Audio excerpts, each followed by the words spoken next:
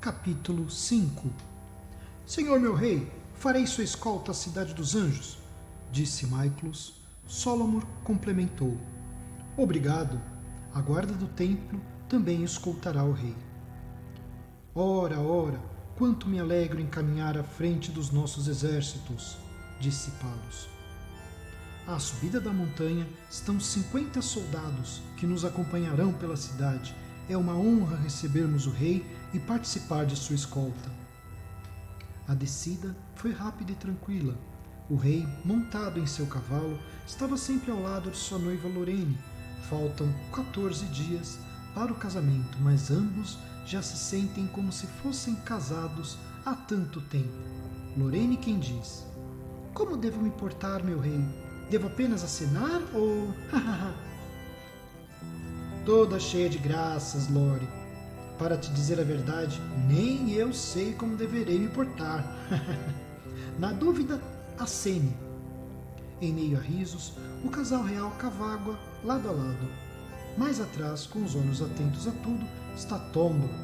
Quando Maiclos se aproxima e questiona: General Tondor, satisfação em dividir essas tarefas com você. Tondor apenas movimenta sua cabeça em cumprimento a Maiclos, que continua: Que tipo de treino é esse para ter a força de suas mãos? Treinar sempre. Maiclos fica meio desconfortável com a resposta. Como o grande general não mais se manifesta, ele faz um aceno e toca seu cavalo a outro rumo quando Tondor diz: Meu pai era pedreiro, me ensinou a quebrar pedras com a mão. Como isso é possível? Os do escuro não têm as unhas tão afiadas e fortes que mais parecem adagas nos dedos? Sim, eles têm. Como eles conseguem? Perguntou Tondor. Realmente não sei. Eles treinam desde crianças, garoto. Minhas mãos jamais serão perfuradas pelas unhas daquelas damas de cuecas. Maiclos agradeceu com um olhar o ensinamento recebido e cavalgou ao lado do campeão do templo sem mais perguntas. À entrada da cidade, um pequeno portão apenas separa as ruas da cidade do caminho que leva ao templo.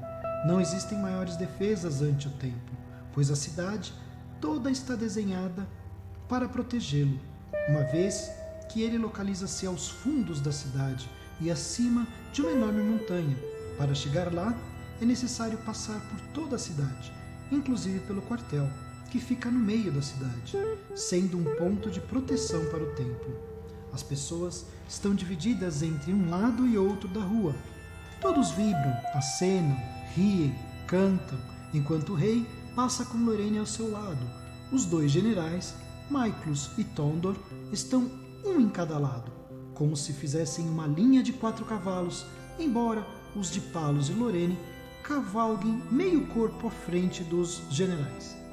Logo atrás vêm os anciões e, por último, seguem os 50 soldados da guarda da cidade. Mais interessantes são as crianças. Elas largam as mãos dos pais e pulam, como se quisessem alcançar algo, como se, com a passagem do rei, fosse possível a elas alcançar algo maior. Ao ver a cena, Lorene se emociona. Ela olha para Palos, que a retribui com um sorriso. Lágrimas escorrem do rosto de Lorene. As pessoas à rua também se emocionam. Todos sabem que o rei é uma pessoa comum, porém, este tem não só poderes recebidos pelos anjos de Deus, ele pode decidir sobre a vida de todos. Nesse momento, ao ver o casal real, emocionados e alegres, as pessoas nas ruas também se emocionam. Muitas choram, gritam: É o rei! Deus abençoe o nosso rei! A emoção que envolve o rei Palos agora é única, exclusiva, infinita em seu conceito e ficará guardada em sua memória. Mais atrás, Solomon observa e também se emociona, lembrando do dia em que ele estava à frente da comitiva. Já se passaram 26 anos, mas o sentimento parece ser o mesmo.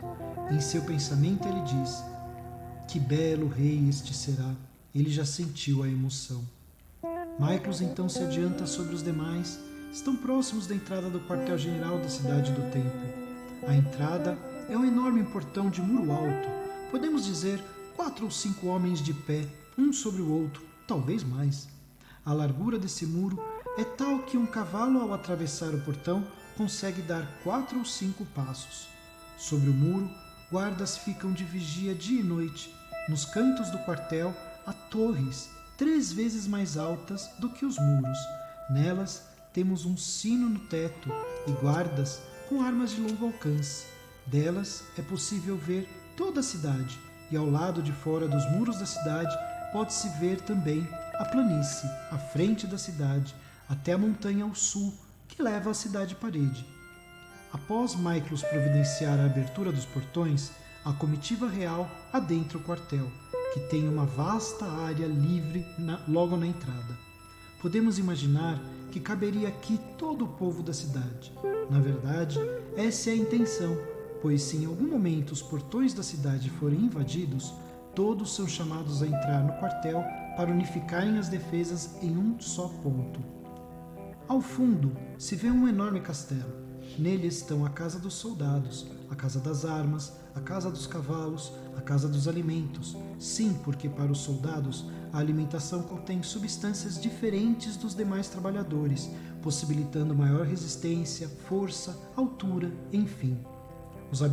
Os habitantes deste quartel têm toda a assistência necessária para a manutenção da vida dentro dele. A casa dos treinamentos está sempre em atividade. Porém, sabendo que o grande campeão da cidade, Tondor, está no quartel, existe a expectativa de que ele possa contribuir de alguma forma, exibindo sua força. A comitiva se dirige para a sala central, onde os mestres das casas que formam a Cidade dos Anjos já aguardam pelo rei. Na sala de reuniões, todos se levantam assim que o rei Palos chega.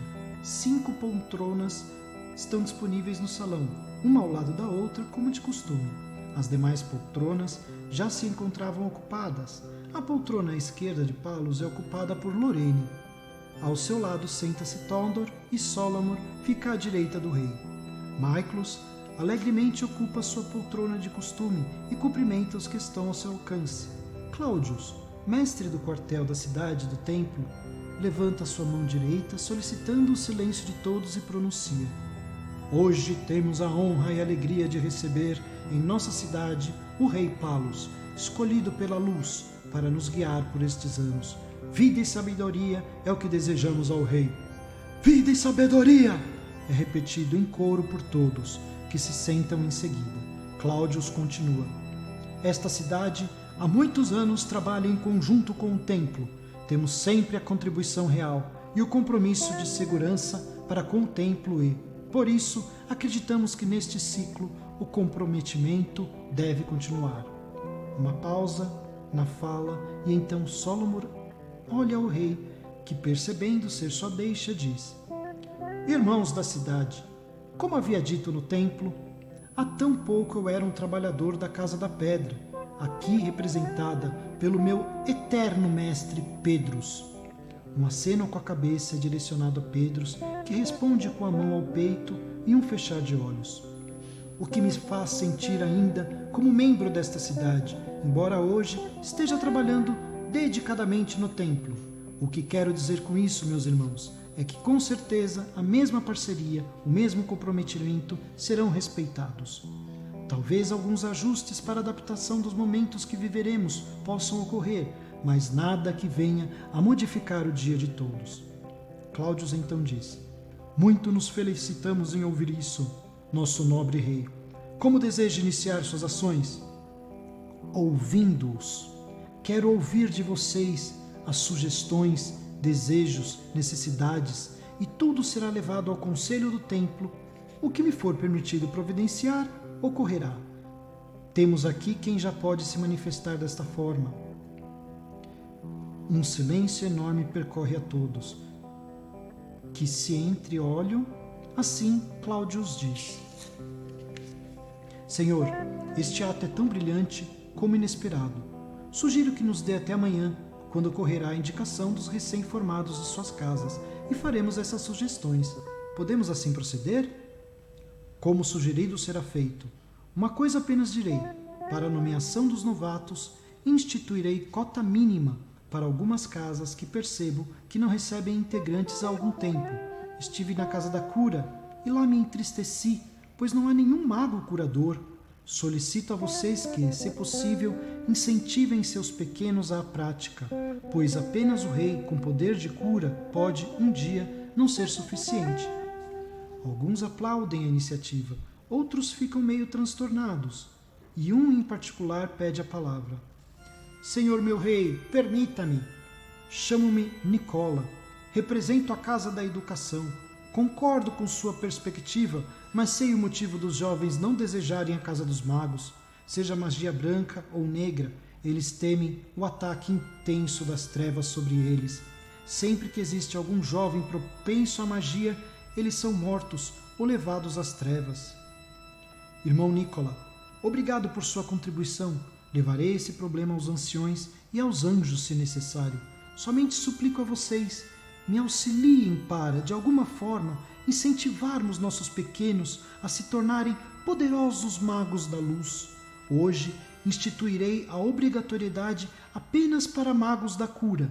Eles poderão viver no templo com a maior segurança possível. Enfim, irmãos deste conselho, não posso permitir que pessoas morram porque o rei não pode curá-los quando se fez necessário. Preciso de colaboradores para essa obra. Lembrem-se que um rei é o que é, pois tem o poder de curar. Por que não aprender essa dádiva? As trevas se fortalecem com magia e nós tememos o assédio? Não, meus irmãos, seremos mais fortes do que nunca. Temos o rei que cura, temos os anjos que falam e teremos os trabalhadores que fazem o suficiente para enfrentar os que se escondem nas sombras. Com esta proposta, o primeiro dia dos 2 dias de conselho está encerrado. Parece que o rei novamente conseguiu êxito em suas palavras.